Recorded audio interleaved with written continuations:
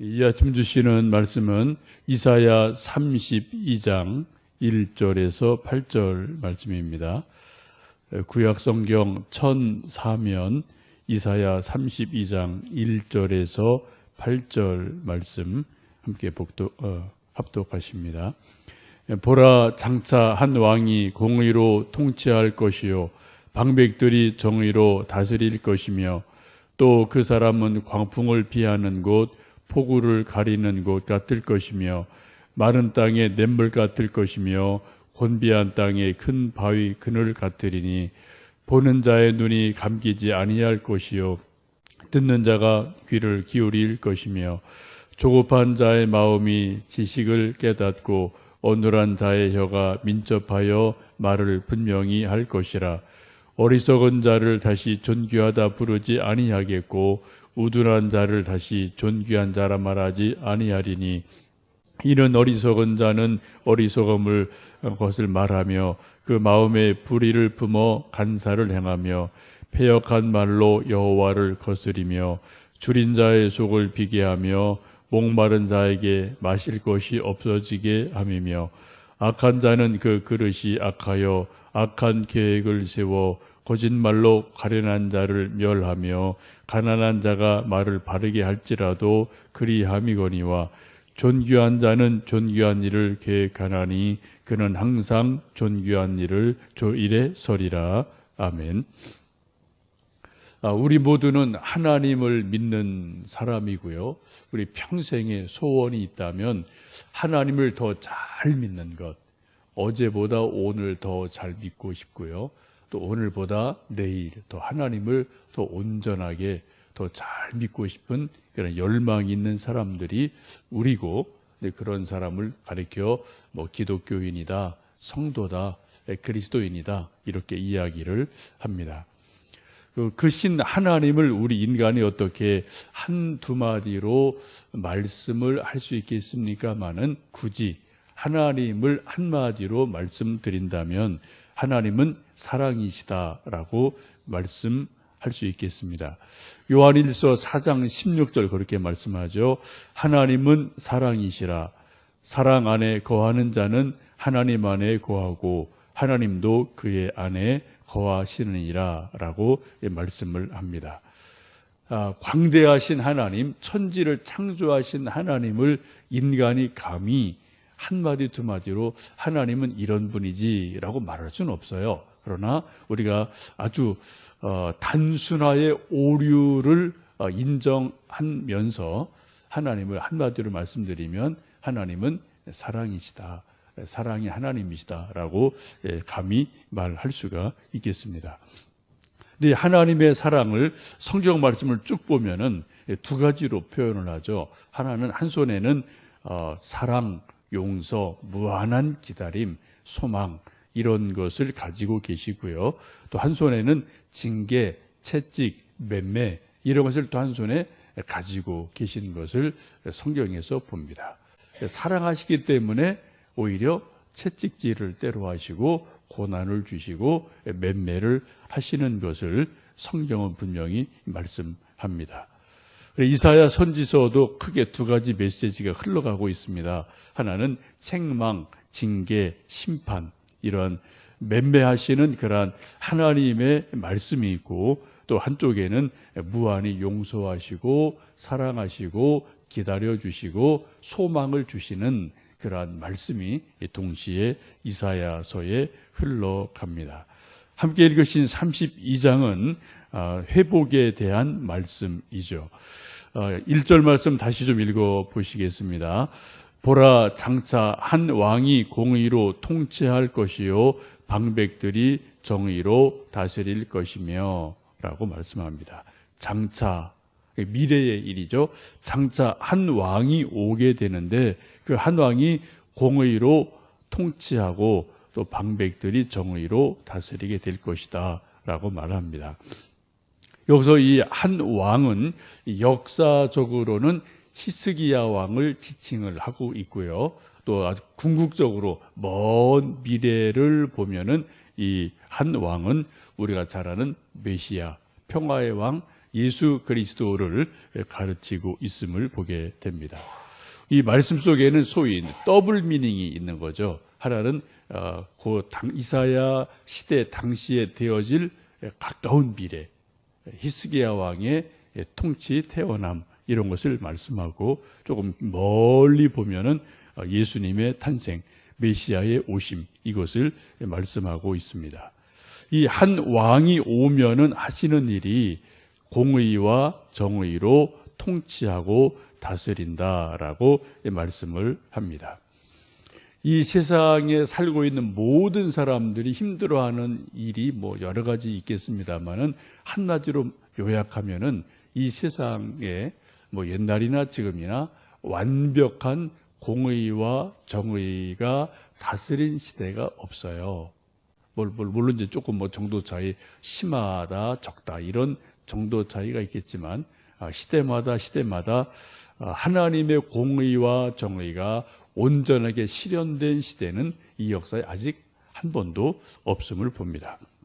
특별히 지금 북한 같은 데를 보면은 공의와 정의는 눈꼽만큼도 없는 곳이기 때문에 우리 동족들이 엄청난 고난을 당하고 피눈물을 흘리고 그냥 죽임을 당하고 이러한 일들이 있죠. 우리가 늘 기도하는 것도 우리가 살고 있는 이 땅, 이 역사, 또 북녘 땅, 남한 땅, 또 세계 평화를 위해 기도할 때도 하나님의 공의와 정의가 다스리는 그 나라가 되게 해주세요. 이것이 우리의 기도이기도 합니다. 우리 집에서도 사실 가만히 보면은요, 공의와 정의가 없을 때가 참 많아요. 차별 대우 많이 하거든요. 편애를 많이 하거든요. 그래, 애들 둘째 때는 애도 엄마 아빠가 서로 이에 좋아하고 저에 덜 좋아하고 이런 편애들이 있어서, 또 아이들 사이에도 갈등이 있는 것을 우리가 멀리 갈 것 없이 우리 집에서도 종종 볼 수가 있기도 합니다. 근데 장차 한 왕이 오시면 그분은 공의와 정의로 다스리신다라고 말씀을 합니다. 그분이 공의와 정의로 다스릴 때 어떤 일들이 일어납니까? 2절에 보시면 그런 일들이 일어나게 되죠. 2절을 읽어보십니다. 또 그 사람은 광풍을 피하는 곳, 폭우를 가리는 곳 같을 것이며, 마른 땅에 냇물 같을 것이며, 곤비한 땅에 큰 바위 근을 같으리니 라고 말씀을 합니다. 그 왕을 가리켜서 말하기를 광풍을 피할 수 있는 곳, 폭우를 가리는 곳, 마른 땅에 냇물 같은 분, 또 곤비한 땅에 큰 바위 같은 분, 한마디로 요새고 반석이고 피난처가 되어주시는 분이라고 말씀을 합니다. 우리 모두는 누구나 예나 지금이나 정도 차이가 있을 뿐이지, 광풍, 폭우, 메마름, 곤비함 이런 것을 경험하지 않는 사람이 아무도 없습니다. 다 정도 차이이지, 다 언제나 누구나 다 있죠. 이런 것들을 쉼을 얻고 가림을 얻을 수 있는 곳이 바로 그분의 다스리심이라고 성경은 말씀합니다. 이것을 조금 더 신약으로 우리가 눈을 돌려보면은, 예수님 마태복음 11장에서 말씀하신 것처럼 수고하고 무거운 짐진 자들아 다 내게로 오라, 내가 너희를 쉬게 하리라 라고 말씀하십니다. 우리가 하나님을 믿는다는 것은 이 예수님의 약속을 믿는 것이고요, 그래도 그 말씀의 능력과 은혜를 경험하는 것이 믿음인 줄 압니다. 우리가 가만히 보면은 저도 그렇고 여러분도 그러실 수 있는데, 우리가 성경책을 늘 책상에다 두고요, 거기 그냥 혼자 성경책이 있어요. 그리고 또 나는 나대로 따로 살아가요. 이런 일이 참 우리 일상생활에 많은 것 같습니다. 신학자도 마찬가지죠. 신학자도 성경 연구할 때 열심히 연구하다가 책상에 두고, 또 일상생활은 그냥 또 자기 나름대로 또 열심히 살아가고, 이런 괴리들이 우리들 속에 많이 있습니다. 우리가 참으로 믿음 생활을 한다는 것은 이 성경 말씀이 그냥 책상에 있는 것이 아니라 우리 마음속에 있는 거고요, 우리가 또 그 말씀을 따라 살아가고 순종할 때 이 하나님의 말씀이 우리 일상생활에서 우리 영혼 속에서 하나님의 은혜로 하나님의 능력으로 역사하는 것을 크든 적든 매일매일 경험하고 누리는 것, 이것이 믿음인 줄로 압니다. 오늘 여러분 특별히 기도하실 때 이 말씀, 이사야 32장 말씀, 또 마태복음 11장 28절의 말씀, 수고하고 무거운 짐진 자들아 다 내게로 오라 내가 너희를 쉬게 하리라 라는 이 말씀을 그냥 성경에 있는 게 아니라 책상에 있는 게 아니라 우리 마음에 영혼에 주시는 하나님 말씀으로 받고요. 오늘 좀 아침 기도하실 때 조용히 좀 침묵하시면서 십자가를 좀 바라보시면 좋겠어요. 오늘 좀 저도 좀 그런 생각을 어제 계속 하고 있는데 뭐 여러분 개인적인 기도 제목이 있으시겠지만 오늘은 좀 그런 것은 잠깐 한 1, 2분 하나님이 다 하시니까 하시고요. 그냥 십자가만 묵묵하게 한번 좀 깊이 침묵하시는 가운데 한번 십자가만 좀 계속 이렇게 바라보시는 그러한 좀 기도를 하시면서 십자가 그늘 아래 아까 우리 찬송 부른 것처럼 쉬기를 원합니다. 십자가 그늘 안에 내가 정말 서보고 싶습니다. 그런 기도를 좀 이 아침 해 보시면 좋겠습니다. 이 오실 왕이 오시면 우리 인생에게 주신 많은 은혜가 있고 변화가 있습니다. 그것을 3절, 4절에 그렇게 말씀하죠. 우리 3절, 4절 읽어보십니다. 보는 자의 눈이 감기지 아니할 것이요 듣는 자가 귀를 기울일 것이며 조급한 자의 마음이 지식을 깨닫고 어눌한 자의 혀가 민첩하여 말을 분명히 할 것이라. 뭔가 사람이 변화가 일어나요. 감겼던 눈이 뜨여지고요. 귀가 열려지고요. 조급했던 마음이 지식을 깨달아서 지혜롭게 되고요. 어눌한 혀가 민첩해서 분명한 말을 하게 되는 일이 일어납니다. 곧 하나님의 은혜를 받는 일이 일어나면서 인생이 바뀐다는 거죠. 삶이 바뀐다는 것입니다. 이것을 조금 다시 말씀드리면 우리의 성질이 성품으로 바뀌어지는 그런 놀라운 은혜가 임하게 됩니다.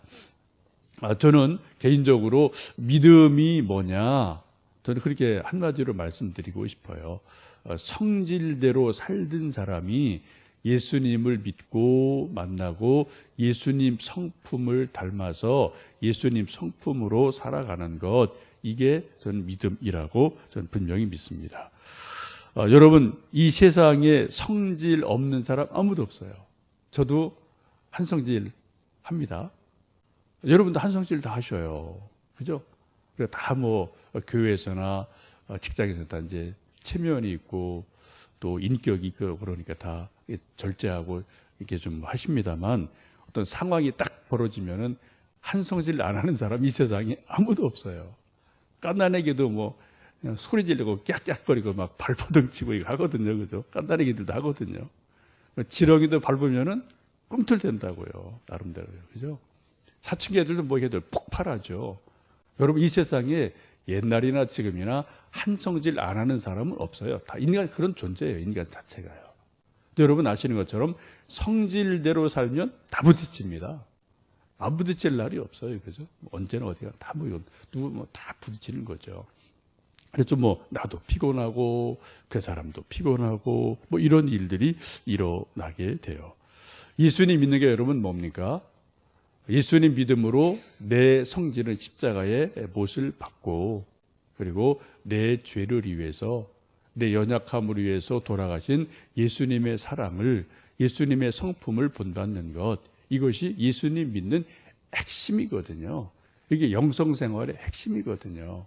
그래서 제가 늘 말씀드리는데 신앙생활의 마지막 넘어가야 될 고개가 뭐냐? 감정 문제예요. 성질 문제예요. 영성생활의 마지막 고개가 뭐냐? 감정 문제입니다. 성질 문제입니다. 이거 해결 못하면 여러분 신앙 성숙 성장 거의 불가능해요. 그리고 성경 인물 다 보세요. 다 그래요. 우리 역사 인물 봐도 다 그래요.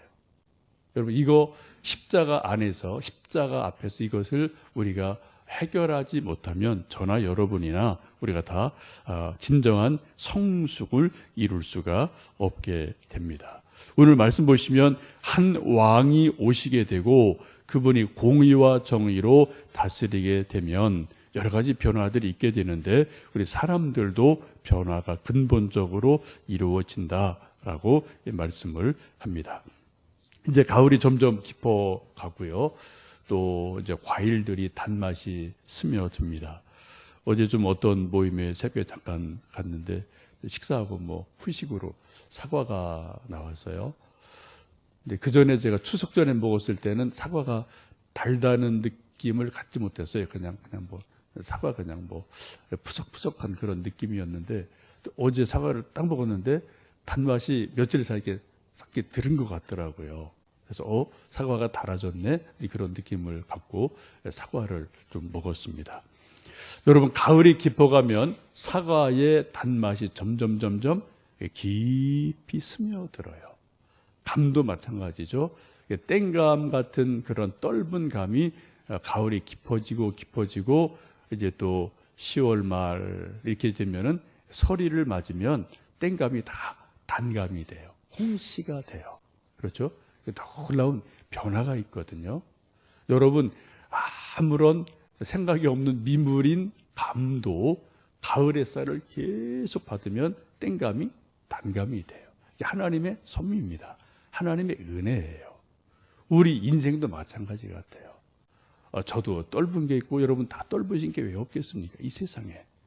이거는 뭐 어쩔 수 없어요. 다 우리는 이렇게 다 떫은 것들이 있는 인생인데 우리가 가을 햇살 같은 예수님의 사랑을 계속 우리가 받고 그 사랑 안에 십자가 안에 우리가 거하게 되면 어느 사이 우리가 단감처럼 변화가 되고 우리 말에서 생각에서 인격에서 그리스도의 향기가 나오는 놀라운 일들이 일어날 줄로 믿습니다. 이 아침 여러분 다른 기도 마시고요.